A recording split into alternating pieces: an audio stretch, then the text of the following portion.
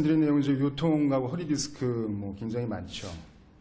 그래서 정보의 홍수의 시대에 살고 있죠, 저희가. 그래서 인터넷을 찾아봐도 그렇고 TV, 매스컴에서도 굉장히 많은 얘기가 있습니다. 도대체 어느 길로 가야 될지도 잘 모르실 거고 어느 장단에 맞춰서 춤을 춰야 되는지. 오늘 제가 말씀드릴 거는 제가 진료실에서 환자분들이 많이 궁금해하시는 걸 중심으로 해가지고 말씀드릴 거고요. 오해와 진실이 많은데 오늘 제가 말씀드리는 게 100% 진실입니다. 자, 이런 책이 있어요. 이건 저희 스승님이신 이춘성 교수님께서 쓰신 책인데 이 책은 사실이라는 얘기는 아니고요. 저희 홈페이지에 들어가 보면 이렇게 블로그에 나와 있습니다. 그래서 내용을 보실 수도 있고 궁금하신 게 있으면 참조를 하시면 되겠습니다. 이 책의 부제가 아프리카에는 디스크 환자가 없다는 거거든요. 아프리카에는 왜 디스크 환자가 없을까요? 워델이라는 유명한 의사 이런 말을 했어요. 소위 요통을 치료하는 사람들이 거의 없는 아프리카에는 요통 환자가 없다. 이게 뒤집어 얘기하면 의사가 환자를 만들고 있다는 거죠. 오늘 제가 말씀드린 걸 잘 들으시면 이게 무슨 의미인지 아실 수 있을 겁니다. 자, 허리디스크 굉장히 많이 얘기를 하죠. 너도 나도 다 허리디스크 있는 것처럼 얘기를 하는데 인터넷 찾아보면 감기처럼 일상적이고 고혈압, 당뇨하고 같은 병이고 490만 명의 디스크 환자 이런 얘기들을 합니다. 이게 다 거짓말이죠. 거짓말하면 코가 길어져요. 근데 왜 이런 거짓말들을 해서 허리디스크를 심소봉대하는지 이것도 오늘 제가 말씀드릴 주제 중에 하나입니다. 그래서 왜 이렇게 허리디스크 환자가 많다 그럴까요? 허리가 아프면 다 자기가 디스크 환자라고 생각하기 때문에 그렇습니다. 허리가 아프면 내가 디스크 걸린 거 아니야? 굉장히 심각한 문제 아닌가? 이렇게 잘못된 인식을 하고 있는 게 제일 문제죠. 요통은 되게 많죠. 허리 아픈 사람 많습니다. 통계적으로도 전 인구의 80%가 일생에 한 번쯤 심한 요통을 경험을 한다고 합니다. 그래서 이 중에 한 10%가 만성 요통으로 이행을 한다 그러고요. 근데 그 중에서 허리 디스크는 약 30 내지 40분의 1 정도밖에 안 됩니다. 그래서 허리 디스크, 진짜 허리 디스크 환자가 이렇게 많지가 않죠. 자, 그럼 디스크는 왜 생기느냐? 아까 이동우 교수님 말씀하셨지만 노화 때문에 옵니다. 정확한 메커니즘 아직 잘 모르는데 허리 디스크의 노화는 20대부터 시작이 됩니다. 그래서 노화는 자연스러운 거죠. 주름이 지고 머리가 하얘지고 손이 이렇게 쭈글쭈글해지고 어떻게 보면 자연스러운 노화 현상이고요. 이 노화 현상에서 디스크가라는 병이 발생을 하는데 이게 문제를 일으키는 경우는 그렇게 흔하지는 않다는 거죠. 자, 요통은 통계적으로도 굉장히 흔한 질이라고 말씀드렸고 감기 다음으로 병원을 많이 찾는 원인 중에 하나입니다. 허리 아픈 거는. 허리 아픈 거는 크게 단순한 요통하고 병적인 요통으로 나눠볼 수가 있어요. 대부분은 단순한 요통입니다. 단순한 요통은 심각하게 이렇게 돈 많이 드는 치료가 필요한 게 아니고요.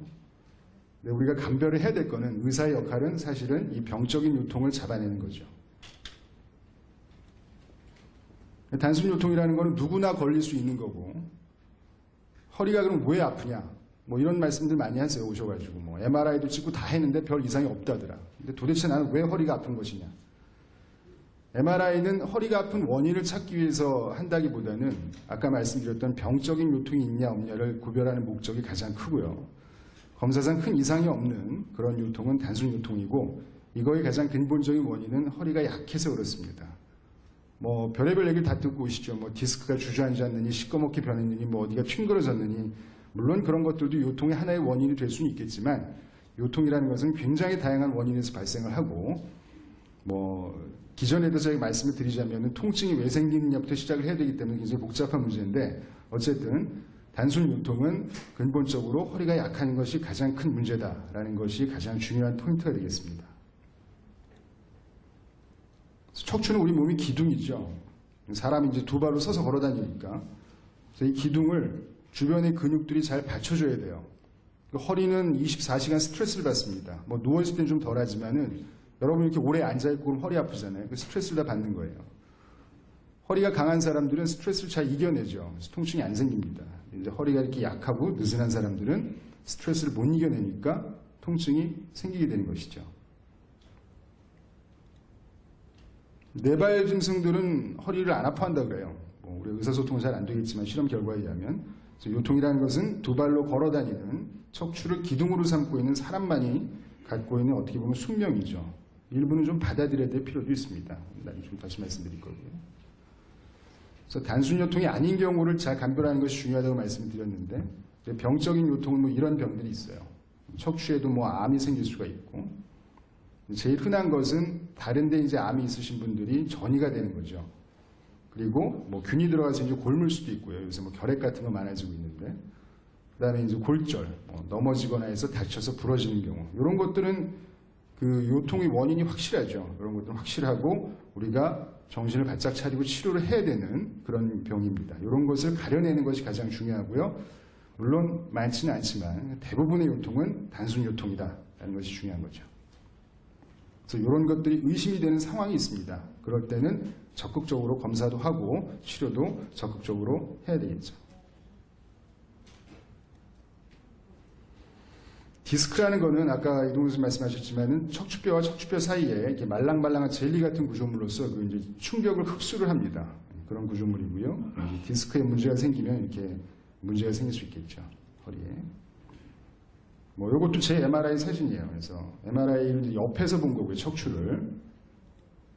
척추뼈가 이렇게 있고 그 사이에 하얗게 보이는 것이 디스크고요. 뒤에 이제 까맣게 내려가는 것이 신경 다발입니다. 그리고 그 신경 다발을 뇌척수액이라는 물이 둘러싸고 있습니다.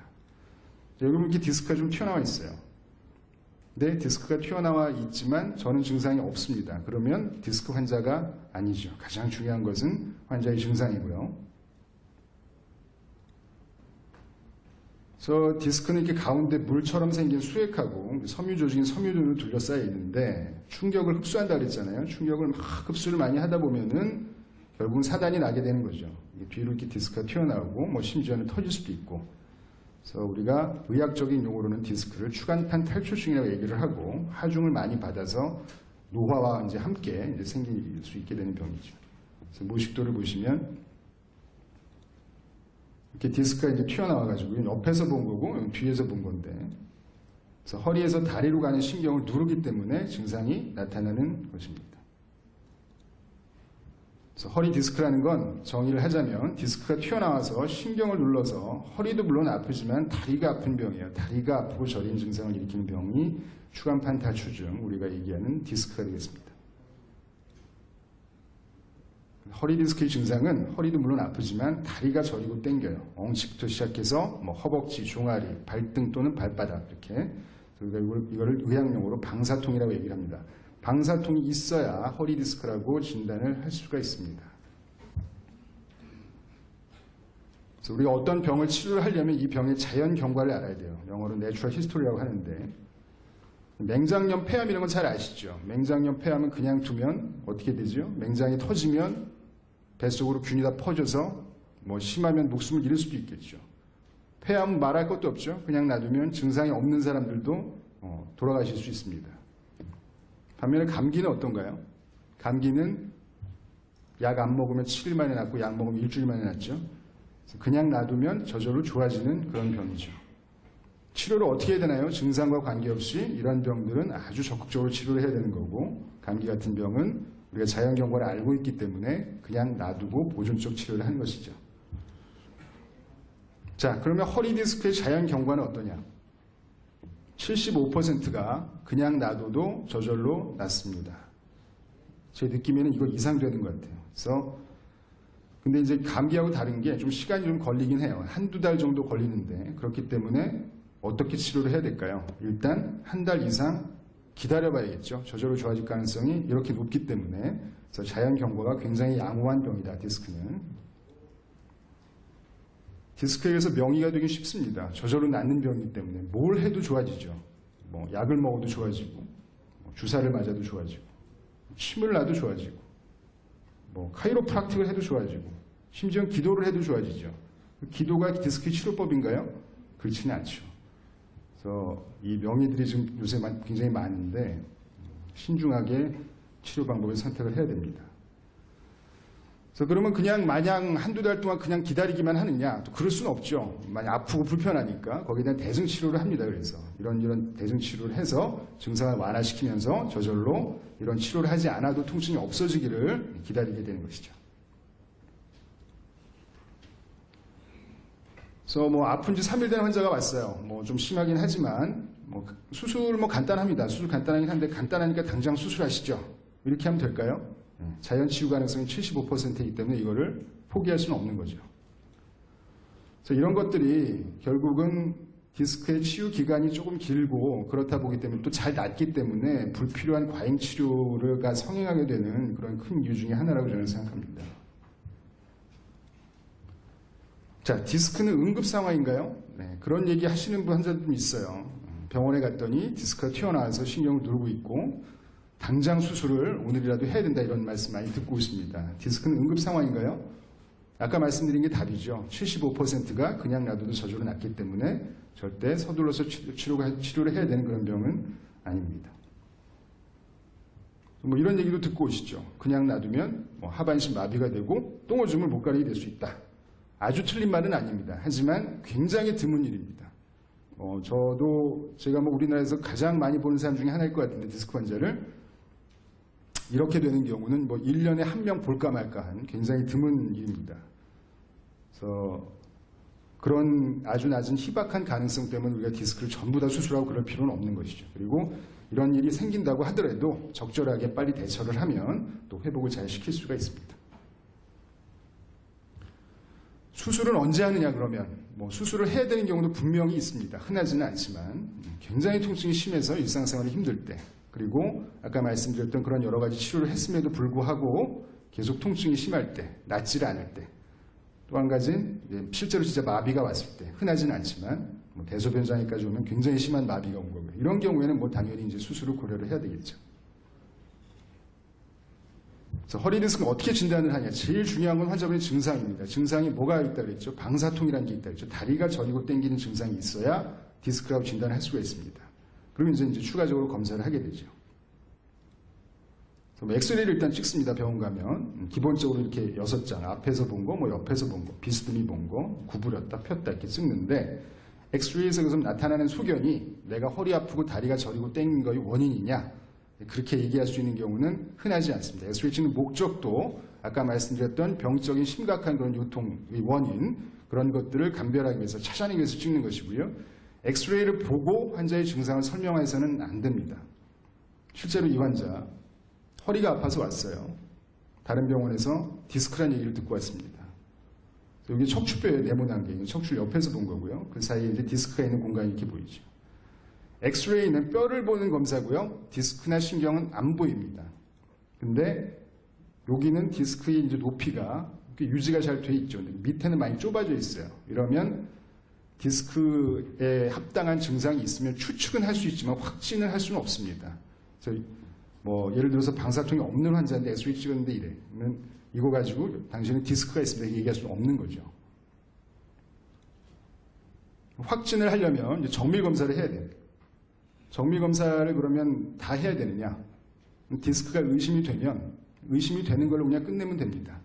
근데 치료를 해서 정 낫지가 않거나 점점 심해지거나 아주 심한 통증이 있을 때는 정밀 검사를 하게 되지만 대개는 그냥 놔둬도 저절로 낫는 경우가 많기 때문에 디스크라는 의심 진단만 내리고 정밀 검사를 하지 않아도 무방한 경우가 훨씬 더 많습니다.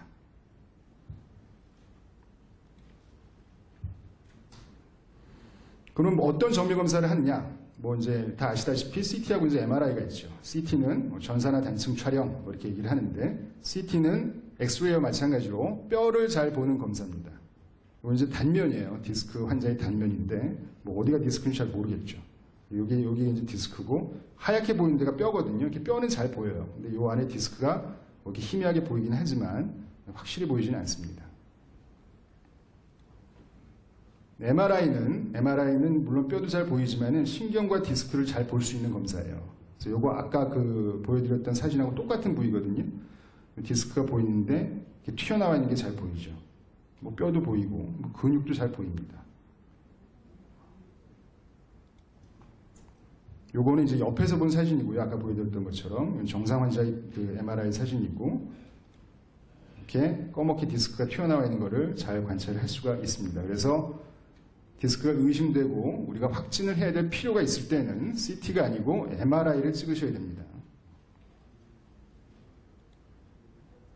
자, 아까 그 사진인데 비교를 해보면요. 이 부위는 똑같은 부위예요. 똑같은 부위인데 MRI에서는 이렇게 디스크가 튀어나오고 여기 이제 신경 다발에 신경을 누르고 있는 걸 볼 수가 있는데 여기서는 잘 안 보이죠. 희미하게 보이긴 하는데 그래서 MRI가 훨씬 더 해상도가 높은 검사라는 걸 알고 계셔야 되고요. 자, 그러면 치료를 어떻게 하느냐?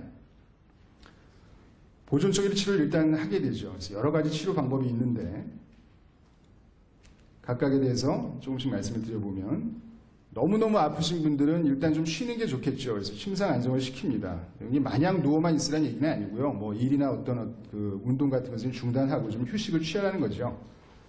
너무 마냥 누워만 계시면 안 되고 최대한 2, 3일까지만 누워있고 그 다음부터는 적극적으로 통증을 조절을 하면서 거동을 하시는 것이 좋습니다. 요건 이제 디스크 환자에서 취할 수 있는 그런 자세인데요. 이제 디스크라는 것이 신경을 눌러서 신경이 늘어나는 거기 때문에 그 신경의 경로를 좀 이렇게 완화를 시켜주면은 이런 자세를 취하면 좀 증상이 완화되는 그런 자세이다. 그런 그림이 되겠습니다. 자, 아까 말씀드렸죠. 허리가 아픈 거는 가장 근본적인 원인은 허리가 약해서 그렇다고 말씀드렸습니다. 단순 요통. 그래서 허리가 약해서 아픈 거면 어떻게 해야 될까요? 약한 허리를 강한 허리로 만들어줘야 되겠죠. 그러려면 수술을 하면 되나요? 뭐 약을 먹으면 되나요? 주사를 맞으면 되나요? 근육을 강하게 만들려면 운동을 하셔야 되죠. 그래서 운동이 가장 근본적인 치료입니다. 어떤 분들은 뭐 운동하셔야 됩니다 이렇게 말씀을 드리면은 운동만 하면 되나요? 뭐 그러시거든요. 운동하기 근데 굉장히 힘들어요. 굉장히 많은 노력을 하셔야 되고 아침 저녁으로 꼬박꼬박 하려면 굉장히 힘듭니다. 그래서 세상에 거저먹는 건 없고요. 건강한 허리를 유지하고 통증이 없으시려면 본인이 노력을 하셔야 됩니다. 운동은 누가 시켜줄 수도 없어요. 방법은 가르쳐 드릴 수 있지만 본인이 열심히 노력을 하셔야 건강한 허리를 유지할 수가 있다는 게 가장 중요하겠습니다. 그래서 저희 병원에는 그 스포츠 건강의학 센터가 있어요. 이 건물의 4층에 내려가시면은 여러 운동치료사 선생님들이 열심히 효과적으로 운동하시는 방법을 가르쳐 드리고 모니터를 해드리고 있습니다. 자, 그 다음에 뭐 물리치료를 하기도 하죠. 뭐 마사지를 하기도 하고, 뭐 전기자극 치료를 하기도 하고, 초음파, 온열 치료를 하기도 합니다. 이런 것들은 뭐 가까운 동네 정형외과에 가셔서 하셔도 뭐 잘 하실 수가 있죠. 이런 것들도 뭐 약 먹거나 이런 거와 마찬가지로 증상을 완화시켜주는 그런 방법이 되겠고. 견인 치료를 이제 간혹 하는데요. 견인 치료의 원리는 이제 뼈하고 뼈 사이에 이렇게 디스크가 있고 이게 튀어나와 있잖아요. 그걸 이렇게 잡아당기면 여기에 압력이 줄어드니까 튀어나온 게 다시 들어가지 않을까. 네, 이런 원리에 의해서 견인 치료를 하는데 사실은 과학적으로 입증된 바는 없습니다. 그래서 저는 개인적으로는 견인을 그렇게 좋아하지는 않는데요. 권해드리지는 않고요. 견인하는 거에 사실 뭐 간단하긴 하죠. 좋아질 수만 있으면. 요새는 뭐 이런 것도 있어요. 이 견인의 원리를 이용해서 무중력 감압 치료기. 뭐 나사에서 뭐 우주인들이 뭐 무중력 상태에서 뭐 디스크가 높아지고 뭐 좀 그런 걸 이제 선전을 하는데 뭐 이렇게까지 돈을 들여서 할 필요가 있겠나 이제 그런 생각이 들고 어떤 분들은 이렇게 거꾸로도 매달리죠. 뭐 이렇게 권해드리고 싶진 않아요. 이분은 뭐 이렇게 해서 좋아지는지 모르겠는데 굉장히 위험해 보입니다. 그래서 견인은 입증된 치료는 아니고 어떤 경우에는 허리 근육이 놀래서 더 아파질 수도 있다는 것을 명심하셔야 됩니다. 자, 그 다음 보조기를 차기도 하는데요. 보조기는 그림처럼 이제 복압을 높여가지고 허리를 이제 지지해주는 역할을 하죠. 단기간 사용을 하면 효과가 있을 수도 있습니다. 근데 너무 장기간 사용하시면 안 돼요. 왜냐하면 자꾸 보조기에 의지를 하게 되죠. 그래서 약한 허리가 허리 통증의 원인이라고 말씀드렸는데 약한 허리가 더 약해지죠. 그래서 너무 오랫동안 차시면 안 좋고 어떤 분들은 이렇게 복대를 하고 막 굉장히 좋아하시는 분들도 있는데 복대는 사실은 별로 효과는 없고요. 임산부나 하는 거고. 그 다음에 이제 뭐 카이로프락틱, 뭐 추나 뭐 이런 거 있죠. 그러니까 이동욱 교수님 말씀하신 것처럼 과학적으로 입증된 바 없습니다. 그래서 뭐 다 아시는 병원일 텐데 이렇게 수술 없이 디스크를 치료한다 그러죠. 당연한 말입니다. 수술 없이 치료되죠. 수술할 줄 모르니까 이제 그러는 거고. 이런 거 해요. 추나요법이라고 해서. 네, 입증된 바 없고 이렇게 허리 아픈 환자를 뒤틀면 과연 이게 증상이 좋아질지 의심스럽습니다. 자, 그 다음에 약물 치료인데요. 약물 치료를 많이 하죠. 그래서 옛날에 뭐 지금도 많이 쓰긴 하지만 가장 흔하게 쓰였던 약은 진통소염제라는 약입니다. 이 약의 원리는 우리 몸이 조직 손상을 받으면 염증 물질이 막 배출이 돼요. 그래서 통증이 생기거든요. 그래서 그 염증 물질을 없애주는 약입니다. 안 만들어지게 하는 약이에요. 그래서 소염 효과를 가지고 있는, 소염이 이제 염증을 없앤다는 뜻이죠. 염증을 제거하는 효과를 가지고 있는 약인데, 뭐 약 처방을 이제 해드리면은 다음번에 오셔서 지난번에 제가 처방해드린 약 드셨어요? 그러면 뭐 치료약이 아니잖아요. 먹어서 뭐예요? 뭐 이렇게 말씀하시는 분들 많죠. 굉장히 많습니다. 치료가 뭔가를 생각해 봐야 됩니다. 근본적 치료는 뭐예요? 디스크는 뭐 때문에 생긴다 그랬죠? 노화가 와서 생기는 거죠.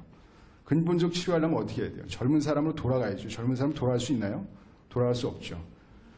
디스크나 허리 통증은 심각한 문제가 생긴 경우 흔하지 않기 때문에 통증이 사라지면 완치가 되었다고 보는 겁니다. 그래서 진통제를 드시라는 거예요. 그래서 굳이 근본적 치료를 따지실 필요가 없다고 생각합니다.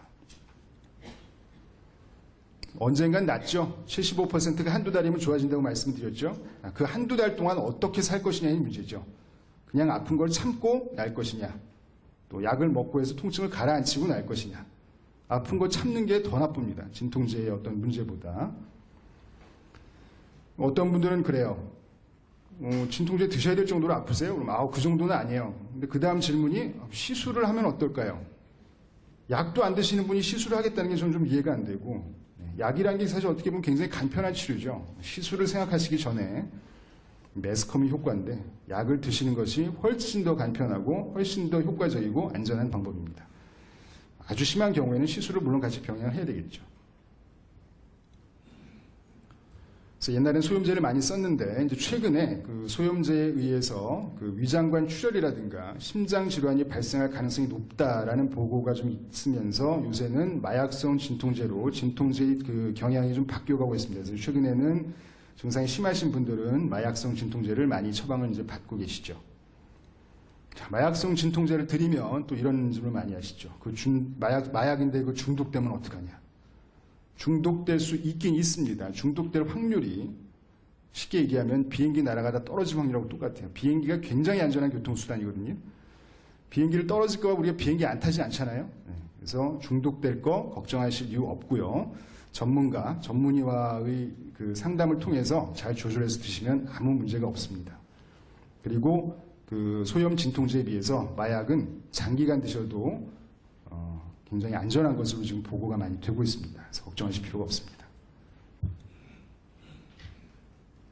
부작용 많이 걱정하시죠. 그래서 부작용 때문에 한약 드시겠다는 분들도 많은데 약이 뭐 굉장히 많이 나와 있죠. 약 하나를 만들려면요 천문학적인 돈이 들어갑니다.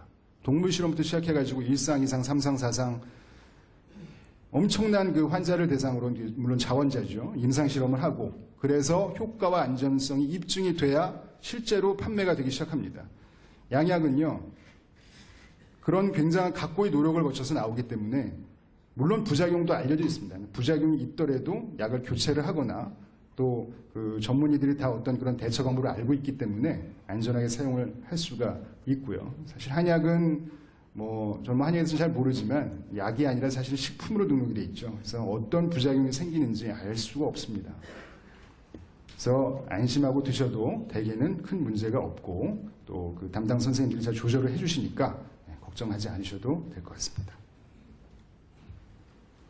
자, 다음에 이제 주사 치료인데 목과 마찬가지로 이제 주사 치료가 그 디스크에서는 가장 효과적인 치료입니다. 그래서 이거는 이제 유식한 말로는 경박 외 스테로이드 주사라 그래요. 그래서 신경 주변에다가 스테로이드라는 약물하고 진통제를 같이 쏘는 거예요. 아까 말씀드렸죠? 디스크가 신경을 누르면 다 통증이 생기는 건 아니에요. MRI에서 디스크가 있어도 증상이 없으면 정상이라고 말씀드렸잖아요. 그 신경 주변에 어떤 원인에 의해서 염증이 막 생기면 염증 물질이 막 분비가 돼요. 아까 통증이 이제 염증 물질 때문에 생긴다고 말씀드렸잖아요. 그래서 이 주변에다가 이 스테로이드가 강력한 염증을 억제하는 작용을 합니다. 그래서 이 약을 쏴가지고 통증을 완화시켜 드리는 거죠. 굉장히 안전하고 경제적이고 효과적인 그런 치료 방법이 되겠습니다. 자, 신경성형술이라는 게 굉장히 요즘 유행인데 신경성형술은 꼬리뼈를 이렇게 넣어가지고요. 이 신경의 유착을 박리를 하는 겁니다. 원래는 이게 신경성형술이 아니고 유착 박리술이었어요. 근데 이제 뭔가 좀 관심을 끌기 위해서 성형이라 그러면 굉장히 좋아하니까 신경성형술이라고 이름을 바꿨어요. 쥐도새도 모르게. 근데 유착을 풀어주는 것이 그럼 과연 진통에 효과가 있느냐, 그리고 유착이 과연 통증의 원인이냐, 아직 검증이 되지 않았습니다. 논란이 굉장히 많고요. 결국은 약의 효과예요, 이것도. 물론 유착을 풀어주고 뭐 한다고 쳐도 유착을 풀어주기 때문에 공간이 좀 넓어지긴 해요. 그래서 약이 많이 들어갑니다. 많이 들어가니까 효과가 좀 더 좋을 수는 있어요. 그래서 쉽게 이해하시려면 신경성형술은 아까 말씀드렸던 스테로이드 주사, 좋은 스테로이드 주사예요. 좋은 스테로이드 주사. 그렇게 이해를 하시면 되겠습니다. 자, 이렇게 여러 방법을 썼는데도 불구하고 계속 아프다. 이제 수술을 생각을 해야 되겠죠. 수술은 어떻게 결정을 하느냐? MRI를 보고 결정하는 게 아니에요. 환자분들 오셔서 뭐 MRI 선생님 보시기에 어떠신가요? 많이 심한가요? 그렇게 물어보시는데 수술이 결정하는 포인트는 얼마나 아프냐예요. 환자분들이. 주먹만한 디스크가 튀어나와도 별로 안 아파하는 사람도 많습니다. 반대로 조그만 디스크가 튀어나와도 신경 주변에 염증이 많이 생기고 그러면 굉장히 아파하는 분들도 있어요. 항상 비례하지가 않기 때문에 MRI를 보고 결정하는 게 아니고 환자분이 얼마나 불편하신가가 가장 중요한 수술의 결정의 요인이 되겠습니다. 어떤 분들은 뭐 이런 얘기 듣고 이제 많이 오세요. 다른 병원 가서 뭘 찍었더니 디스크가 터졌다. 굉장히 심각한 그런 문제고, 뭐 심지어는 뭐 쏟아져 내렸다, 뭐 흘러내렸다, 뭐 그런 이제 표현을 이제 들으시고 오셔서 굉장히 걱정해서 오시죠. 이게 이제 터져서 쏟아진 디스크인데, 터졌다고 하더라도 증상이 없는 경우도 있어요. 그리고 터졌다는 것이 이제 의학적 용어로는 뭐 이제 돌출이다, 탈출이다, 뭐 이렇게 얘기를 하는데 크게 의미가 임상적으로 있지는 않습니다. 치료 방침의 결정에 크게 중요하지 않아요. 그래서 터졌다는 말에 너무 겁을 먹어주실 필요 없습니다. 그래서 터졌기 때문에 수술을 해야 된다. 이 김밥 옆구리 터지는 소리죠. 그래서 이제 수술은 우리가 쉽게 얘기해서 이제 의학용어로 추간팔 절제술 이렇게 얘기를 하는데, 옛날에는 이제 고식적 개방, 이게 이제 쉽게 얘기하면 옛날에는 다 째고 수술했다는 거예요. 한 4cm, 5cm를 째고 근육을 이렇게 제끼고 해가지고 이제 디스크를 떼어내는 거죠. 요새는 이제 뭐 현미경, 내시경, 기타 시술 등등 이제 많이 개발이 됐죠. 자, 현재 가장 표준적인 치료는 현미경 수술입니다. 현미경으로 들여다보면서 이렇게 원통 모양 이거를 이제 디스크를 향해서 집어넣어가지고 요 원통 안에서 이제 들여다보면서 수술을 하는 것이 되겠습니다. 그래서 실제 이제 수술 장면인데요. 뭐 굉장히 커 보이지만 이게 이제 지름이 2cm예요, 2cm 정도 째고, 그래서 신경을 제끼고 디스크를 이제 끄집어냅니다. 하얗게 보이는 게 디스크고요.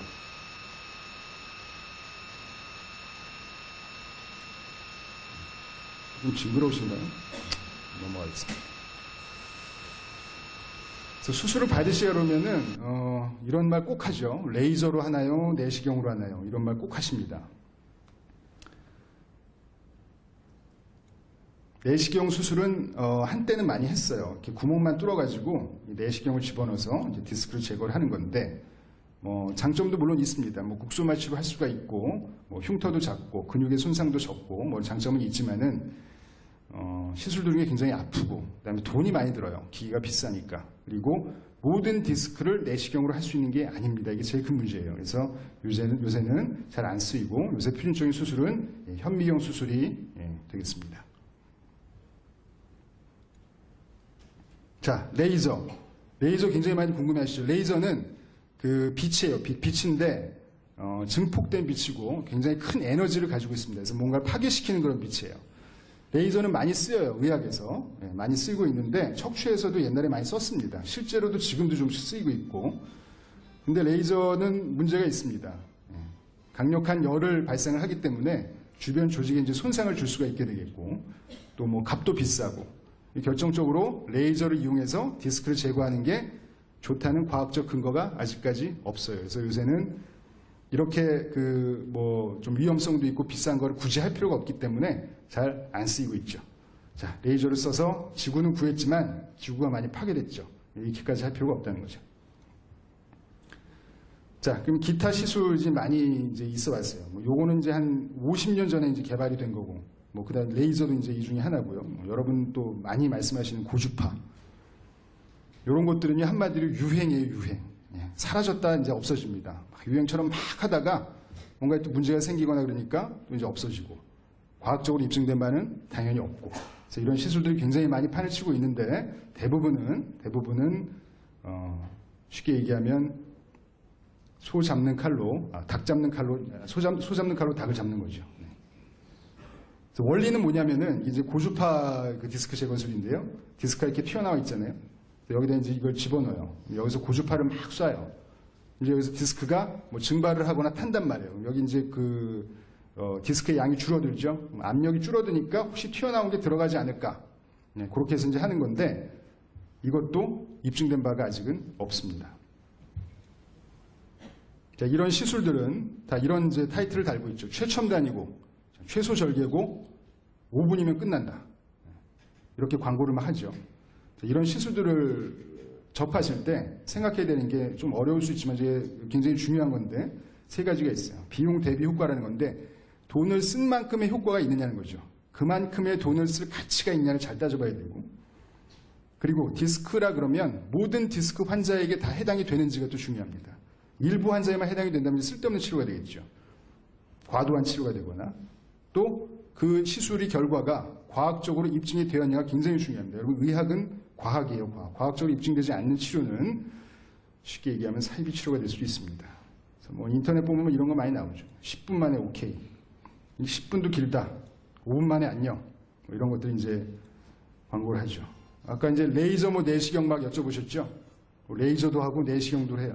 같이 한다. 굉장히 이제 팬시하죠. 신경성 연술 말씀드렸는데, 뭐 이 병원은 아시아 최초로 8,000예를 했다고 그래요. 저는 이게 자랑이 아니라고 생각합니다. 제가 1년에 한 연인원 외래 보는 환자 수가 한 7, 8천 명 되거든요. 간단하게 얘기하면 모든 환자에 신경성 연술을 했다는 거죠. 그래서 75% 굉장히 중요한데, 75%가 저절로 낫는다는 건 75%의 환자가 그만큼의 불필요한 과잉 치료를 받을 수도 있다는 것을 시사를 합니다. 뭐 이런 것도 있어요. 침도. 미국의 유명 의사들이 포기한 병을 고쳤다. 이런 것들의 특징은 뭐냐면요, 어떤 데이터를 제시하지 않습니다. 내가 1000명을 치료를 했더니 800명이 좋아졌더라. 이게 아니고 사례별로 얘기를 해요. 사례. 뭐 누구 어떤 환자가 뭐 미국에서 뭐 진단을 받고 왔는데 뭐 힘이 좋아졌더라. 대규모의 데이터를 제시를 하지 않습니다. 과학적 근거가 없는 거죠. 자, 다시 한번 말씀드리는데, 비용 대비 효과 중요하고요. 근데 적응증이 넓어야 되는 게 중요하고, 과학적으로 입증이 되어 있는 치료만 받으셔야 되는 게 중요합니다. 자, 그리고 사이비 의료 감별법이라 해서 아까 제가 처음에 소개해드린 우리 이춘호 교수님 책에 나와 있는 건데, 뭐 여러 가지 이제 말이 있는데, 제일 중요한 건 이거예요. 비용이 턱없이 비싸다. 그래서 왜 디스크가 그렇게 심각한 병인 것처럼 홍보를 하는지 여기에 답이 있습니다. 자, 그래서 아까 가장 좋은 치료가 경막의 스테로이드 주사라고 말씀드렸잖아요. 신경성 연술 뭐라 그랬죠? 좋은 경막의 스테로이드 주사. 좋긴 좋아요. 좋긴 좋은데 비용 대비 효과가 있냐는 거죠. 경막의 스테로이드 주사는 제가 알기로 보험가 28,000원이에요. 신경성 연술 200만 원이에요. 좋다고는 하지만 효과 끼케야 1.5배입니다. 100배의 돈을 들 필요가 있습니까? 잘 생각해 보셔야 됩니다. 그래서 통계도 이렇게 나와 있어요. 좀 지난 통계이긴 한데 척추 수술 건수, 척추 진료비가 계속 증가하고 있습니다. 척추 환자, 아까 처음에 제가 말씀드렸죠. 아프리칸 디스크 환자가 없다고. 의사가 환자를 양산을 하는 거죠.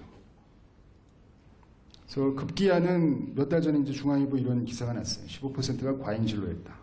뭐 이 데이터가 뭐 신빙성이 전적으로 있는 것은 아니지만 어쨌든 결국 모든 문제는 경제적인 문제로 귀결이 되는 겁니다.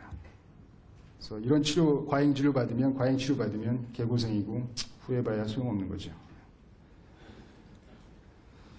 그래서 저희 사회가 참 술을 많이 권하고 저도 많이 먹는데 술도 권하지만 수술도 권하고 요새는 시술까지도 권하는 그런 사회가 된 것 같아요. 그래서 정확한 판단이 굉장히 중요할 것 같고요. 그래서 오늘 제가 이제 요통과 허리 디스크에서 말씀을 드렸는데 좀 정리를 해보면요. 결론부터 얘기하면 요통, 허리 아픈 환자 많습니다. 디스크 환자 많지는 않지만 있죠. 심각한 병이 아니라는 거죠. 절대 돈이 드는 치료를 할 필요가 없습니다. 보험이라는 게, 의료보험이라는 게 여러분 괜히 있는 게 아닙니다. 다 보장을 해주기 위해서 있는 거고, 의료보험이 되는 치료로 충분히 다 나을 수 있습니다. 괜히 소문 듣고 가셔서 비싼 돈 수백만 원, 수천만 원 낭비하실 필요가 없는 병이에요, 디스크는. 자, 허리는 왜 아프다고 말씀드렸죠? 단순 요통은 허리가 약해서 아프다고 말씀드렸죠. 젊은 사람이든 연세 드신 분이든 허리 노화가 오고 당연히 허리가 약해지죠. 뭘 해야 된다고요? 허리를 강하게 만들어야겠죠. 강하게 만들려면 수술로도 강하게 할 수 없고 약으로도 안 되고 주사로도 안 됩니다. 운동밖에는 길이 없어요. 본인이 노력하셔야 됩니다. 자, 아까 세 가지 제가 말씀드린 것 중에 마지막, 과학적으로 입증된 방법. 하다못해 침대도 과학인데 우리 몸이 과학적이지 못한 치료 방법으로 치료한다면 여불성설이 되겠죠. 과학적으로 입증된 방법인지 관심을 가지셔야 됩니다. 그래서 휴대전화, 자동차는 뭐 기술이 굉장히 기하급수적으로 발전을 하죠. 자고 일어나면 새로운 폰이 나와 있고 막 그렇습니다. 요새 뭐 한 2년 쓰고 이제 전화기 다 버리고 막 그러는데 뭐 좋습니다. 기술 개발. 의료도 마찬가지예요. 새로운 기술을 개발하는 거 좋아요. 해야 되고 저희도 노력하고 있습니다. 하지만 그런 기술이 휴대전화처럼 유행이 돼서는 안 된다는 거죠. 철저한 검증을 통해서 입증된 치료를 하는 것이 중요하고요. 저희 몸은 휴대전화나 자동차와 다르기 때문에 척추 수술이나 시술도 같은 개념에서 생각을 하셔야 됩니다. 자, 마지막으로 말씀드리고 싶은 건요, 이제 우리가 통증에 대해서 저희는 이제 허리 아프고 이제 아까 이동 교수 목 아프고 하는 환자분들을 이제 많이 뵙는데 말씀드렸잖아요. 사람은 두 발로 걷기 때문에 허리가 아플 수밖에 없다고. 그래서 어떻게 보면 요통은요, 인간의 숙명이에요. 물론 많이 아프신 분들은 치료를 해야 됩니다. 치료를 해서 통증을 줄이고 이제 행복한 생활을 영위하도록 하는 것이 저희가 해야 될 역할이고 그건 맞습니다만 모든 통증을 100% 없앨 수는 없어요. 그래서 말씀드리고 싶은 거는 어느 정도는 좀 통증을 받아들이실 필요가 있어요. 그리고 통증하고 친해지시라는 거죠. 실제로 저도 목이 많이 아파요. 저는 허리는 안 아픈데 목이 굉장히 많이 아파요. 한 30년 됐습니다. 고등학교 때부터. 뭐 MRI도 3년에 한 번씩 찍어요. 근데 별거 안 나와요. 알면서도 찍습니다. 잘못된 거죠. 근데 요새는 그래서 나이를 먹으면서 좀 받아들이려고 많이 생각을 하고 있고 또 그렇게 마음을 먹으니까 또 괜찮습니다. 많이 아플 때 약 먹고 스트레스 받으면 또 많이 아프거든요. 통증이라는 게 심리적인 거 굉장히 많이 관련이 돼 있어요. 정신적인 거. 그래서 우리가 약을 처방을 할 때도 예를 들어서 저희가 설탕으로 만든 약을 드리잖아요. 환자분들한테. 100명한테 드리면 30명이 좋아집니다. 통계적으로. 설탕을 드려도 이거 약입니다 하고 드리면. 그러니까 그 약을 드시고 심리적으로 이제 안정이 되는 거죠. 그 30%의 위약 효과라 그러는데 위약 효과를 이기지 못하는 진통제도 있어요. 그 진통제가 증명된 진통제임에도 불구하고. 그래서 심리적으로도 굉장히 많이 작용을 하고요. 그래서 어느 정도는 좀 받아들이시고 많이 아플 때는 약 먹고 평소에 운동 열심히 하고 이런 생활 패턴 그리고 자신의 어떤 마음의 안정 이런 것도 굉장히 중요하다는 걸 제가 마지막으로 좀 말씀을 드리고 싶습니다. 감사합니다. 해요. 추나요법이라고 해서. 네, 입증된 바 없고 이렇게 환자를 허리 아픈 환자를 뒤틀면 과연 이게 증상이 좋아질지 의심스럽습니다. 자, 그 다음에 약물 치료인데요. 약물 치료를 많이 하죠. 그래서 옛날에 뭐 지금도 많이 쓰긴 하지만 가장 흔하게 쓰였던 약은 진통소염제라는 약입니다. 이 약의 원리는 우리 몸이 조직 손상을 받으면 염증 물질이 막 배출이 돼요. 그래서 통증이 생기거든요. 그래서 염증 물질을 없애주는 약입니다. 안 만들어지게 하는 약이에요. 그래서 소염 효과를 가지고 있는, 소염이 이제 염증을 없앤다는 뜻이죠. 염증을 제거하는 효과를 가지고 있는 약인데, 뭐, 약 처방 이제 해드리면은 다음번에 오셔서 지난번에 제가 처방해드린 약 드셨어요? 그러면 뭐, 치료약이 아니잖아요. 먹어서 뭐예요? 뭐 이렇게 말씀하시는 분들 많죠. 굉장히 많습니다. 치료가 뭔가를 생각해 봐야 됩니다. 근본적 치료는 뭐예요? 디스크는 뭐 때문에 생긴다 그랬죠? 노화가 와서 생기는 거죠. 근본적 치료하려면 어떻게 해야 돼요? 젊은 사람으로 돌아가야죠. 젊은 사람 돌아갈 수 있나요? 돌아갈 수 없죠. 디스크나 허리 통증은 심각한 문제가 생긴 경우 흔하지 않기 때문에 통증이 사라지면 완치가 되었다고 보는 겁니다. 그래서 진통제를 드시라는 거예요. 그래서 굳이 근본적 치료를 따지실 필요가 없다고 생각합니다. 언젠간 낫죠. 75%가 한두 달이면 좋아진다고 말씀드렸죠. 그 한두 달 동안 어떻게 살 것이냐의 문제죠. 그냥 아픈 걸 참고 날 것이냐, 또 약을 먹고 해서 통증을 가라앉히고 날 것이냐. 아픈 거 참는 게 더 나쁩니다. 진통제의 어떤 문제보다. 어떤 분들은 그래요. 진통제 드셔야 될 정도로 아프세요? 그럼 그 정도는 아니에요. 근데 그 다음 질문이 시술을 하면 어떨까요? 약도 안 드시는 분이 시술을 하겠다는 게 저는 좀 이해가 안 되고, 약이라는 게 사실 어떻게 보면 굉장히 간편한 치료죠. 시술을 생각하시기 전에 매스컴이 효과인데 약을 드시는 것이 훨씬 더 간편하고 훨씬 더 효과적이고 안전한 방법입니다. 아주 심한 경우에는 시술을 물론 같이 병행을 해야 되겠죠. 그래서 옛날엔 소염제를 많이 썼는데 이제 최근에 그 소염제에 의해서 그 위장관 출혈이라든가 심장 질환이 발생할 가능성이 높다라는 보고가 좀 있으면서 요새는 마약성 진통제로 진통제의 그 경향이 좀 바뀌어가고 있습니다. 그래서 최근에는 증상이 심하신 분들은 마약성 진통제를 많이 처방을 이제 받고 계시죠. 자, 마약성 진통제를 드리면 또 이런 질문 많이 하시죠. 마약인데 그 중독되면 어떡하냐. 중독될 수 있긴 있습니다. 중독될 확률이 쉽게 얘기하면 비행기 날아가다 떨어질 확률하고 똑같아요. 비행기가 굉장히 안전한 교통수단이거든요. 비행기를 떨어질까 봐 우리가 비행기 안 타지 않잖아요. 그래서 중독될 거 걱정하실 이유 없고요. 전문의와의 그 상담을 통해서 잘 조절해서 드시면 아무 문제가 없습니다. 그리고 그 소염 진통제에 비해서 마약은 장기간 드셔도 굉장히 안전한 것으로 지금 보고가 많이 되고 있습니다. 그래서 걱정하실 필요가 없습니다. 부작용 많이 걱정하시죠. 그래서 부작용 때문에 한약 드시겠다는 분들도 많은데 약이 굉장히 많이 나와 있죠. 약 하나를 만들려면요 천문학적인 돈이 들어갑니다. 동물 실험부터 시작해가지고 1상, 2상, 3상, 4상 엄청난 그 환자를 대상으로 물론 자원자죠. 임상 실험을 하고 그래서 효과와 안전성이 입증이 돼야 실제로 판매가 되기 시작합니다. 양약은요.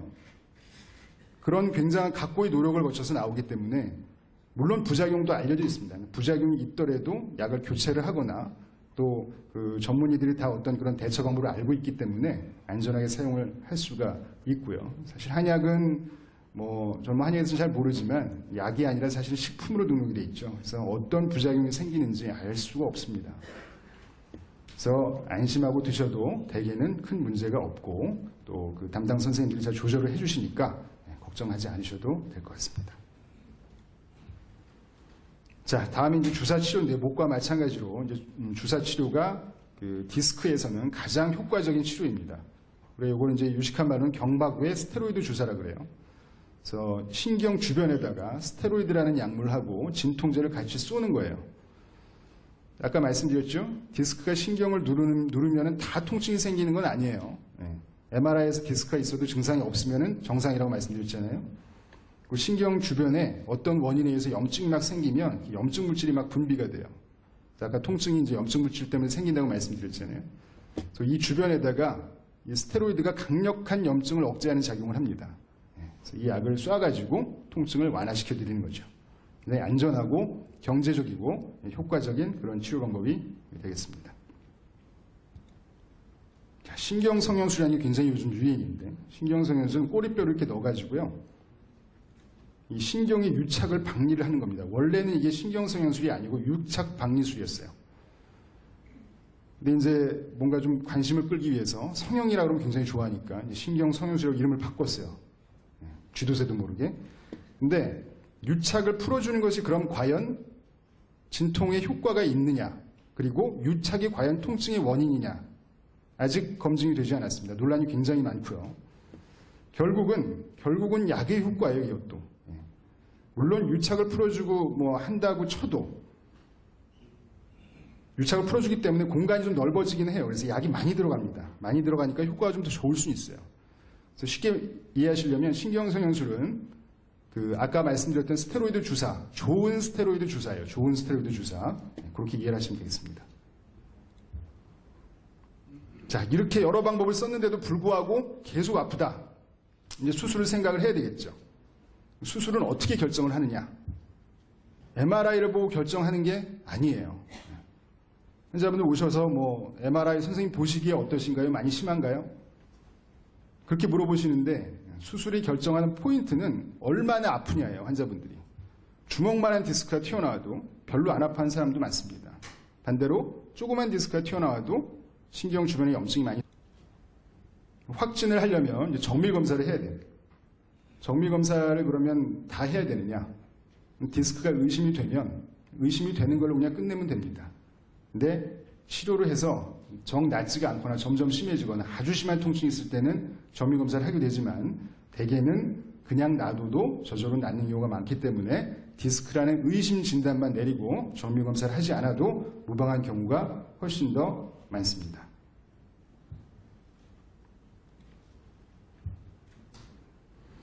그럼 어떤 정밀 검사를 하느냐? 뭐 이제 다 아시다시피 CT하고 이제 MRI가 있죠. CT는 뭐 전산화 단층 촬영 뭐 이렇게 얘기를 하는데 CT는 엑스레이와 마찬가지로 뼈를 잘 보는 검사입니다.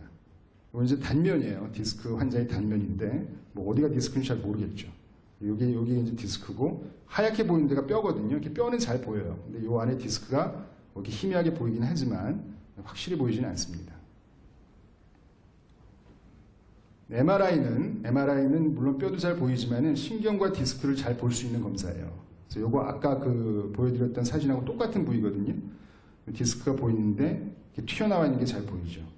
뭐 뼈도 보이고 뭐 근육도 잘 보입니다. 요거는 이제 옆에서 본 사진이고요. 아까 보여드렸던 것처럼 정상 환자의 그 MRI 사진이고 이렇게 검게 디스크가 튀어나와 있는 거를 잘 관찰할 수가 있습니다. 그래서 디스크가 의심되고 우리가 확진을 해야 될 필요가 있을 때는 CT가 아니고 MRI를 찍으셔야 됩니다.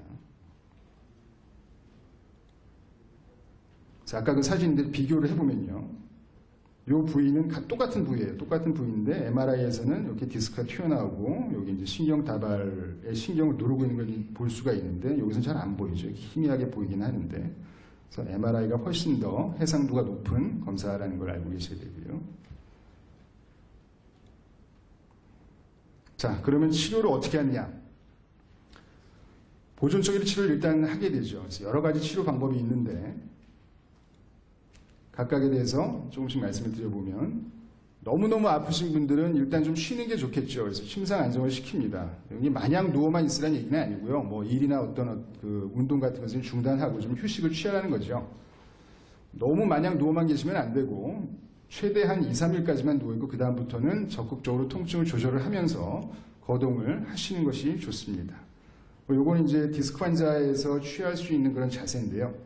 이제 디스크라는 것이 신경을 눌러서 신경이 늘어나는 거기 때문에 그 신경의 경로를 좀 이렇게 완화를 시켜주면은 이런 자세를 취하면 좀 증상이 완화되는 그런 자세이다. 그런 그림이 되겠습니다.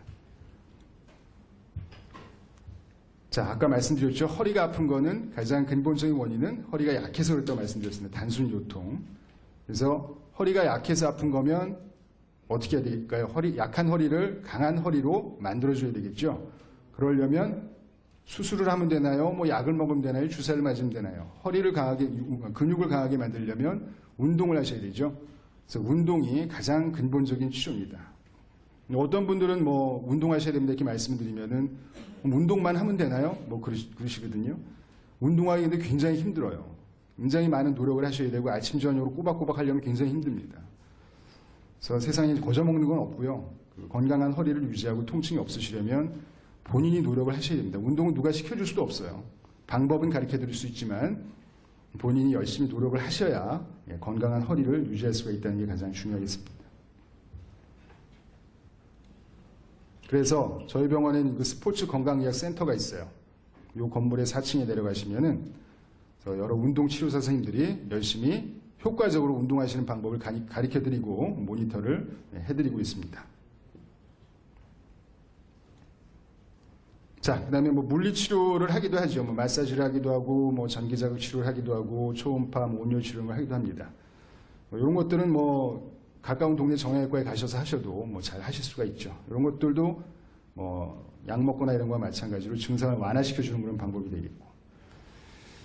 견인 치료를 이제 간혹 하는데요. 견인 치료의 원리는 이제 뼈하고 뼈 사이에 이렇게 디스크가 있고 이게 튀어나와 있잖아요. 그걸 이렇게 잡아당기면 여기에 압력이 줄어드니까 튀어나온 게 다시 들어가지 않을까.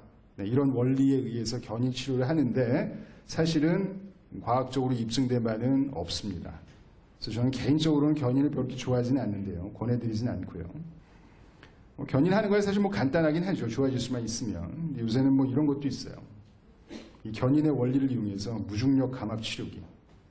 뭐 나사에서 뭐 우주인들이 뭐 무중력 상태에서 뭐 디스크가 높아지고 뭐 어쩐 그런 걸 이제 선전을 하는데 뭐 이렇게까지 돈을 들여서 할 필요가 있겠나 이제 그런 생각이 들고 어떤 분들은 이렇게 거꾸로도 매달리죠. 뭐 이렇게 권해드리고 싶진 않아요. 이분은 뭐 이렇게 해서 좋아지는지 모르겠는데 굉장히 위험해 보입니다. 그래서 견인은 입증된 치료는 아니고 어떤 경우에는 허리 근육이 놀래서 더 아파질 수도 있다는 것을 명심하셔야 됩니다. 자, 그 다음 보조기를 차기도 하는데요. 보조기는 그림처럼 이제 복압을 높여가지고 허리를 이제 지지해주는 역할을 하죠. 단기간 사용을 하면 효과가 있을 수도 있습니다. 근데 너무 장기간 사용하시면 안 돼요. 왜냐하면 자꾸 보조기에 의지를 하게 되죠. 그래서 약한 허리가 허리 통증의 원인이라고 말씀드렸는데 약한 허리가 더 약해지죠. 그래서 너무 오랫동안 차시면 안 좋고 어떤 분들은 이렇게 복대를 하고 막 굉장히 좋아하시는 분들도 있는데 복대는 사실은 별로 효과는 없고요. 임산부나 하는 거고. 그 다음에 이제 뭐 카이로프락틱, 뭐 추나 뭐 이런 거 있죠. 그러니까 이동욱 교수님 말씀하신 것처럼 과학적으로 입증된 바 없습니다. 그래서 뭐 다 아시는 병원일 텐데 이렇게 수술 없이 디스크를 치료한다 그러죠.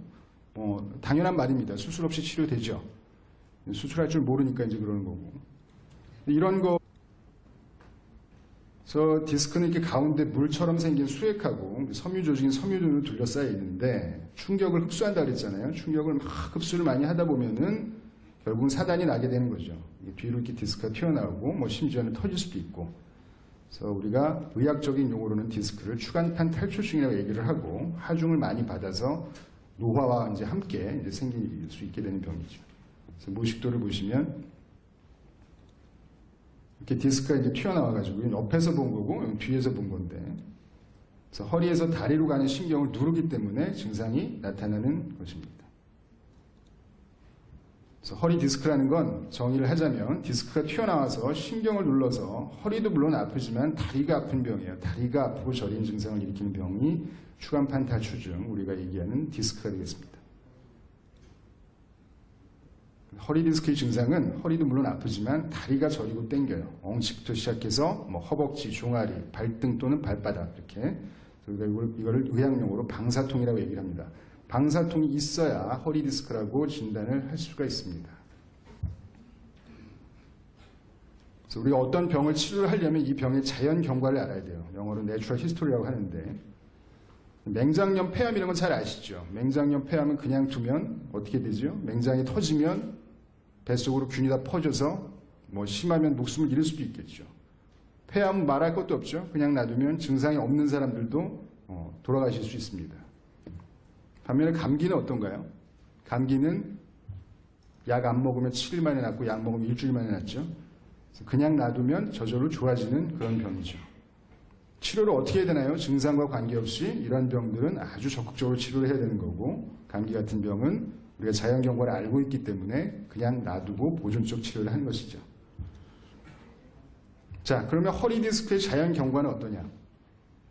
75%가 그냥 놔둬도 저절로 낫습니다. 제 느낌에는 이거 이상 되는 것 같아요. 그래서 근데 이제 감기하고 다른 게 좀 시간이 좀 걸리긴 해요. 한두 달 정도 걸리는데, 그렇기 때문에 어떻게 치료를 해야 될까요? 일단 한 달 이상 기다려봐야겠죠. 저절로 좋아질 가능성이 이렇게 높기 때문에. 그래서 자연 경과가 굉장히 양호한 병이다, 디스크는. 디스크에 의해서 명의가 되기 쉽습니다. 저절로 낫는 병이기 때문에 뭘 해도 좋아지죠. 뭐 약을 먹어도 좋아지고, 주사를 맞아도 좋아지고, 침을 놔도 좋아지고, 뭐 카이로프락틱을 해도 좋아지고, 심지어 기도를 해도 좋아지죠. 기도가 디스크 치료법인가요? 그렇지는 않죠. 그래서 이 명의들이 지금 요새 굉장히 많은데 신중하게 치료 방법을 선택을 해야 됩니다. 그래서 그러면 그냥 마냥 한두 달 동안 그냥 기다리기만 하느냐? 또 그럴 수는 없죠. 많이 아프고 불편하니까 거기에 대한 대증 치료를 합니다. 그래서 이런 대증 치료를 해서 증상을 완화시키면서 저절로 이런 치료를 하지 않아도 통증이 없어지기를 기다리게 되는 것이죠. 그래서 뭐 아픈 지 3일 된 환자가 왔어요. 뭐 좀 심하긴 하지만 뭐 수술 뭐 간단합니다. 수술 간단하긴 한데 간단하니까 당장 수술하시죠. 이렇게 하면 될까요? 자연 치유 가능성이 75%이기 때문에 이거를 포기할 수는 없는 거죠. 그래서 이런 것들이 결국은 디스크의 치유 기간이 조금 길고 그렇다 보기 때문에 또 잘 낫기 때문에 불필요한 과잉 치료가 성행하게 되는 그런 큰 이유 중에 하나라고 저는 생각합니다. 자, 디스크는 응급 상황인가요? 네, 그런 얘기 하시는 환자들도 있어요. 병원에 갔더니 디스크가 튀어나와서 신경을 누르고 있고 당장 수술을 오늘이라도 해야 된다 이런 말씀 많이 듣고 있습니다. 디스크는 응급 상황인가요? 아까 말씀드린 게 답이죠. 75%가 그냥 놔둬도 저절로 낫기 때문에 절대 서둘러서 치료를 해야 되는 그런 병은 아닙니다. 뭐 이런 얘기도 듣고 오시죠. 그냥 놔두면 뭐 하반신 마비가 되고 똥오줌을 못 가리게 될 수 있다. 아주 틀린 말은 아닙니다. 하지만 굉장히 드문 일입니다. 저도 제가 뭐 우리나라에서 가장 많이 보는 사람 중에 하나일 것 같은데 디스크 환자를 이렇게 되는 경우는 뭐 1년에 한 명 볼까 말까 한 굉장히 드문 일입니다. 그래서 그런 아주 낮은 희박한 가능성 때문에 우리가 디스크를 전부 다 수술하고 그럴 필요는 없는 것이죠. 그리고 이런 일이 생긴다고 하더라도 적절하게 빨리 대처를 하면 또 회복을 잘 시킬 수가 있습니다. 수술은 언제 하느냐 그러면 뭐 수술을 해야 되는 경우도 분명히 있습니다. 흔하지는 않지만 굉장히 통증이 심해서 일상생활이 힘들 때 그리고 아까 말씀드렸던 그런 여러 가지 치료를 했음에도 불구하고 계속 통증이 심할 때, 낫지 않을 때, 또 한 가지는 실제로 진짜 마비가 왔을 때, 흔하지는 않지만 뭐 대소변 장애까지 오면 굉장히 심한 마비가 온 거고요. 이런 경우에는 뭐 당연히 이제 수술을 고려를 해야 되겠죠. 그래서 허리 디스크는 어떻게 진단을 하냐? 제일 중요한 건 환자분의 증상입니다. 증상이 뭐가 있다 그랬죠? 방사통이라는 게 있다 그랬죠? 다리가 저리고 당기는 증상이 있어야 디스크라고 진단을 할 수가 있습니다. 그러면 이제 추가적으로 검사를 하게 되죠. 엑스레이를 일단 찍습니다. 병원 가면 기본적으로 이렇게 6장 앞에서 본 거, 뭐 옆에서 본 거, 비스듬히 본 거, 구부렸다 폈다 이렇게 찍는데 엑스레이에서 나타나는 소견이 내가 허리 아프고 다리가 저리고 땡긴 거의 원인이냐 그렇게 얘기할 수 있는 경우는 흔하지 않습니다. 엑스레이 찍는 목적도 아까 말씀드렸던 병적인 심각한 그런 요통의 원인 그런 것들을 감별하기 위해서 찾아내기 위해서 찍는 것이고요. 엑스레이를 보고 환자의 증상을 설명해서는 안 됩니다. 실제로 이 환자 허리가 아파서 왔어요. 다른 병원에서 디스크라는 얘기를 듣고 왔습니다. 여기 척추뼈에 네모난 게 척추를 옆에서 본 거고요. 그 사이에 이제 디스크가 있는 공간이 이렇게 보이죠. 엑스레이는 뼈를 보는 검사고요. 디스크나 신경은 안 보입니다. 근데 여기는 디스크의 이제 높이가 유지가 잘 돼 있죠. 밑에는 많이 좁아져 있어요. 이러면 디스크에 합당한 증상이 있으면 추측은 할 수 있지만 확진을 할 수는 없습니다. 그래서 뭐 예를 들어서 방사통이 없는 환자인데 엑스레이 찍었는데 이래. 그러면 이거 가지고 당신은 디스크가 있습니다. 얘기할 수는 없는 거죠. 말씀드린 내용은 이제 요통하고 허리 디스크 뭐 굉장히 많죠.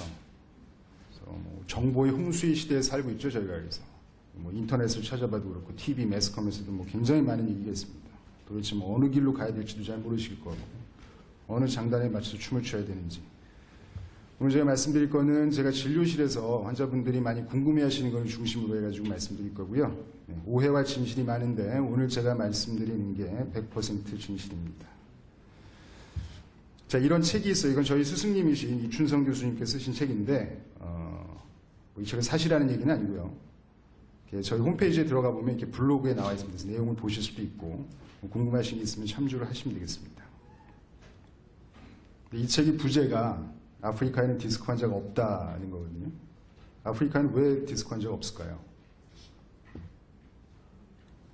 워델이라는 유명한 의사 이런 말을 했어요. 소위 요통을 치료하는 사람들이 거의 없는 아프리카에는 요통 환자가 없다. 이게 뒤집어 얘기하면 의사가 환자를 만들고 있다는 거죠. 오늘 제가 말씀드린 걸 잘 들으시면 이게 무슨 의미인지 아실 수 있을 겁니다. 자, 허리 디스크 뭐 굉장히 많이 얘기를 하죠. 너도 나도 다 허리 디스크 있는 것처럼 얘기를 하는데 인터넷 찾아보면 뭐 감기처럼 일상적이고 뭐 고혈압, 당뇨하고 같은 병이고 뭐 490만 명의 디스크 환자고 이런 뭐 얘기들을 합니다. 이게 다 거짓말이죠. 거짓말하면 코가 길어져요. 근데 왜 이런 거짓말들을 해서 허리 디스크를 심소봉대하는지 이것도 오늘 제가 말씀드릴 주제 중에 하나입니다. 그래서 왜 이렇게 허리 디스크 환자가 많다 그럴까요?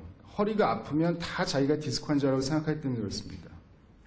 허리가 아프면 내가 디스크 걸린 거 아니야? 굉장히 심각한 문제 아닌가? 이렇게 잘못된 인식을 하고 있는 게 제일 문제죠. 요통은 되게 많죠. 허리 아픈 사람 많습니다. 통계적으로도 전 인구의 80%가 일생에 한 번쯤 심한 요통을 경험을 한다고 합니다. 그래서 이 중에 한 10%가 만성 요통으로 이행을 한다 그러고요.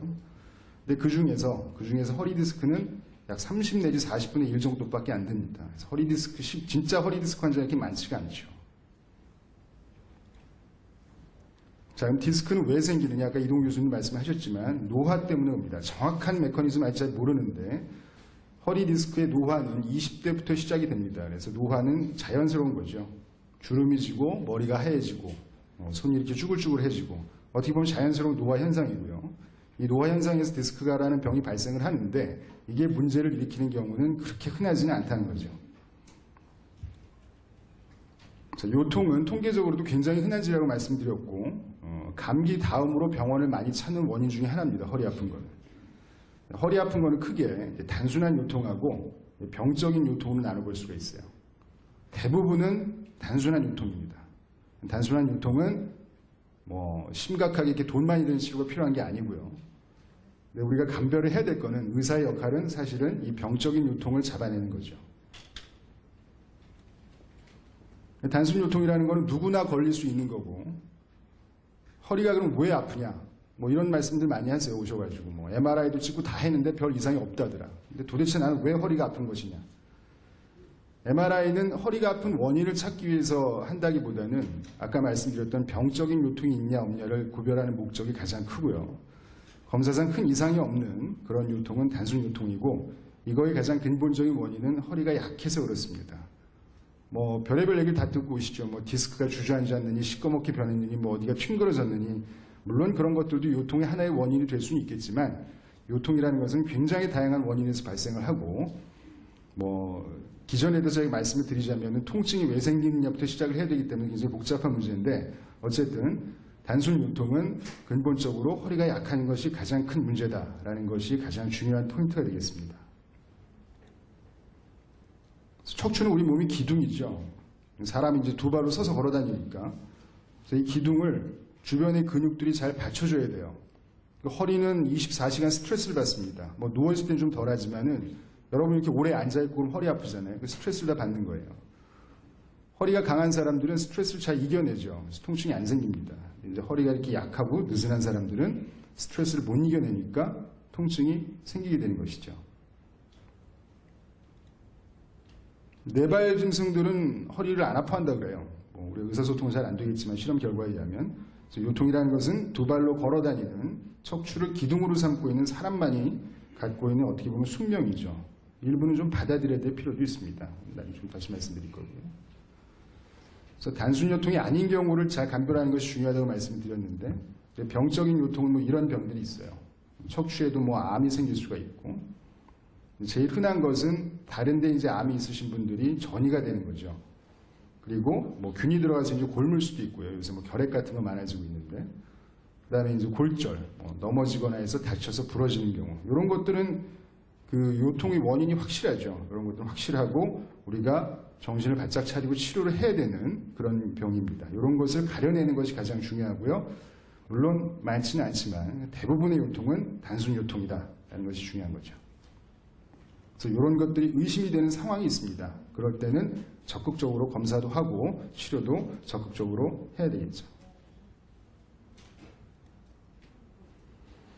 디스크라는 거는 아까 이동 교수님 말씀하셨지만은 척추뼈와 척추뼈 사이에 이렇게 말랑말랑한 젤리 같은 구조물로서 그 이제 충격을 흡수를 합니다. 그런 구조물이고요. 디스크에 문제가 생기면 이렇게 문제가 생길 수 있겠죠. 허리에. 뭐 이것도 제 MRI 사진이에요. 그래서 MRI를 옆에서 본 거고요. 척추를. 척추뼈가 이렇게 있고 그 사이에 하얗게 보이는 것이 디스크고요. 뒤에 이제 까맣게 내려가는 것이 신경 다발입니다. 그리고 그 신경 다발을 뇌척수액이라는 물이 둘러싸고 있습니다. 여기 보면 이렇게 디스크가 좀 튀어나와 있어요. 네, 디스크가 튀어나와 있지만 저는 증상이 없습니다. 그러면 디스크 환자가 아니죠. 가장 중요한 것은 환자의 증상이고요. 생기고 그러면 굉장히 아파하는 분들도 있어요. 항상 비례하지가 않기 때문에 MRI를 보고 결정하는 게 아니고 환자분이 얼마나 불편하신가가 가장 중요한 수술의 결정의 요인이 되겠습니다. 어떤 분들은 뭐 이런 얘기 듣고 이제 많이 오세요.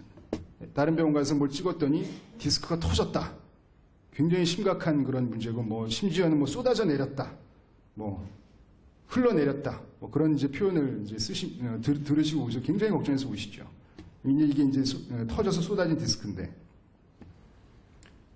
터졌다고 하더라도 증상이 없는 경우도 있어요. 그리고 터졌다는 것이 이제 의학적 용어로는 뭐 이제 돌출이다, 탈출이다, 뭐 이렇게 얘기를 하는데, 크게 의미가 임상적으로 있지는 않습니다. 치료 방침의 결정에 크게 중요하지 않아요. 그래서 터졌다는 말에 너무 겁을 먹어주실 필요 없습니다. 그래서 터졌기 때문에 수술을 해야 된다. 이 김밥 옆구리 터지는 소리죠. 그래서 이제 수술은 우리가 쉽게 얘기해서 이제 의학용어로 추간팔 절제술 이렇게 얘기를 하는데, 옛날에는 이제 고식적 개방, 이게 이제 쉽게 얘기하면 옛날에는 다 째고 수술했다는 거예요. 한 4cm, 5cm를 째고 근육을 이렇게 제끼고 해가지고 이제 추간 디스크를 떼어내는 거죠. 요새는 이제 뭐 현미경, 내시경, 뭐 기타 시술 등등 이제 많이 개발이 됐죠. 자, 현재 가장 표준적인 치료는 현미경 수술입니다. 현미경으로 들여다보면서 이렇게 원통 모양 이거를 이제 디스크를 향해서 집어넣어가지고 요 원통 안에서 이제 들여다보면서 수술을 하는 것이 되겠습니다. 그래서 실제 이제 수술 장면인데요. 뭐 굉장히 커 보이지만 이게 이제 지름이 2cm예요, 2cm 정도 째고, 그래서 신경을 제끼고 디스크를 이제 끄집어냅니다. 하얗게 보이는 게 디스크고요.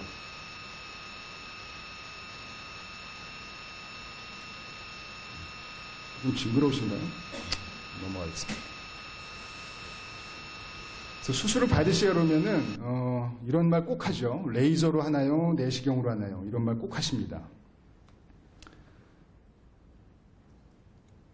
내시경 수술은 한때는 많이 했어요. 이렇게 구멍만 뚫어가지고 내시경을 집어넣어서 이제 디스크를 제거를 하는 건데, 장점도 물론 있습니다. 뭐 국소마취로 할 수가 있고, 뭐 흉터도 작고, 근육의 손상도 적고, 뭐 장점은 있지만은 시술도 중에 굉장히 아프고, 그다음에 돈이 많이 들어요. 기기가 비싸니까. 그리고 모든 디스크를 내시경으로 할 수 있는 게 아닙니다. 이게 제일 큰 문제예요. 그래서 요새는 잘 안 쓰이고, 요새 표준적인 수술은 현미경 수술이 되겠습니다. 자, 레이저. 레이저 굉장히 많이 궁금해하시죠? 레이저는 빛이에요. 빛인데 증폭된 빛이고 굉장히 큰 에너지를 가지고 있습니다. 그래서 뭔가를 파괴시키는 그런 빛이에요. 레이저는 많이 쓰여요. 의학에서 많이 쓰이고 있는데, 척추에서도 옛날에 많이 썼습니다. 실제로도 지금도 좀 쓰이고 있고. 근데 레이저는 문제가 있습니다. 강력한 열을 발생을 하기 때문에 주변 조직에 이제 손상을 줄 수가 있게 되겠고, 또 뭐 값도 비싸고. 결정적으로 레이저를 이용해서 디스크를 제거하는 게 좋다는 과학적 근거가 아직까지 없어요. 그래서 요새는 이렇게 좀 위험성도 있고 비싼 거를 굳이 할 필요가 없기 때문에 잘 안 쓰이고 있죠. 자, 레이저를 써서 지구는 구했지만 지구가 많이 파괴됐죠. 이렇게까지 할 필요가 없다는 거죠. 자, 그럼 기타 시술이 많이 이제 있어 왔어요. 요거는 이제 한 50년 전에 이제 개발이 된 거고, 그다음 레이저도 이제 이 중에 하나고요. 여러분 또 많이 말씀하시는 고주파. 이런 것들은 한마디로 유행이에요, 유행. 사라졌다 이제 없어집니다. 유행처럼 막 하다가 뭔가 또 문제가 생기거나 그러니까 또 이제 없어지고, 과학적으로 입증된 바는 당연히 없고. 그래서 이런 시술들이 굉장히 많이 판을 치고 있는데, 대부분은 쉽게 얘기하면 소 잡는 칼로 닭 잡는 거죠. 원리는 뭐냐면은 이제 고주파 디스크 제거술인데요. 디스크가 이렇게 튀어나와 있잖아요. 여기다 이제 이걸 집어넣어요. 여기서 고주파를 막 쏴요. 이제 여기서 디스크가 뭐 증발을 하거나 탄단 말이에요. 여기 이제 디스크의 양이 줄어들죠. 압력이 줄어드니까 혹시 튀어나온 게 들어가지 않을까. 그렇게 해서 이제 하는 건데, 이것도 입증된 바가 아직은 없습니다. 자, 이런 시술들은 다 이런 이제 타이틀을 달고 있죠. 최첨단이고, 최소 절개고, 5분이면 끝난다. 이렇게 광고를 막 하죠. 이런 시술들을 접하실 때 생각해야 되는 게 좀 어려울 수 있지만 이게 굉장히 중요한 건데 세 가지가 있어요. 비용 대비 효과라는 건데 돈을 쓴 만큼의 효과가 있느냐는 거죠. 그만큼의 돈을 쓸 가치가 있냐를 잘 따져봐야 되고, 그리고 디스크라 그러면 모든 디스크 환자에게 다 해당이 되는지가 또 중요합니다. 일부 환자에만 해당이 된다면 쓸데없는 치료가 되겠죠. 과도한 치료가 되거나 또 그 시술의 결과가 과학적으로 입증이 되었냐가 굉장히 중요합니다. 여러분, 의학은 과학이에요. 과학적으로 입증되지 않는 치료는 쉽게 얘기하면 사이비 치료가 될 수도 있습니다. 그래서 뭐 인터넷 보면 이런 거 많이 나오죠. 10분 만에 오케이, 10분도 길다, 5분 만에 안녕, 뭐 이런 것들 이제 광고를 하죠. 아까 이제 레이저 뭐 내시경 막 여쭤보셨죠? 레이저도 하고 내시경도 해요. 같이 한다. 굉장히 이제 팬시하죠. 신경성 연수를 말씀드렸는데, 뭐 이 병원은 아시아 최초로 8,000여를 했다고 그래요. 저는 이게 자랑이 아니라고 생각합니다. 제가 1년에 한 연인원 외래 보는 환자 수가 한 7, 8천 명 되거든요. 간단하게 얘기하면 모든 환자에 신경성 연수를 했다는 거죠. 그래서 75% 굉장히 중요한데 75%가 저절로 낫는다는 건 75%의 환자가 그만큼의 불필요한 과잉 치료를 받을 수도 있다는 것을 시사를 합니다. 뭐 이런 것도 있어요. 침도. 미국의 유명 의사들이 포기한 병을 고쳤다. 이런 것들의 특징은 뭐냐면요. 어떤 데이터를 제시하지 않습니다. 내가 1000명을 치료를 했더니 800명이 좋아졌다.